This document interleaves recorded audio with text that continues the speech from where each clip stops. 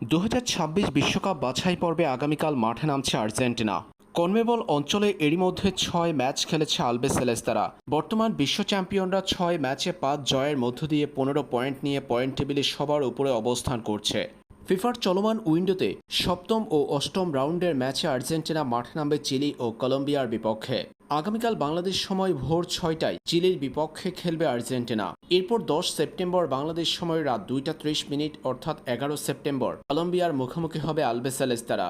চিলির বিপক্ষে আর্জেন্টিনার ম্যাচটি কিভাবে কোন টিভি চ্যানেলে লাইভ সম্প্রচার করবে কিংবা কোন টিভি চ্যানেলে লাইভ দেখতে পারবে ভক্তরা, আর্জেন্টিনার ম্যাচের আগে এমন কৌতূহল রয়েছে ভক্তদের মাঝে।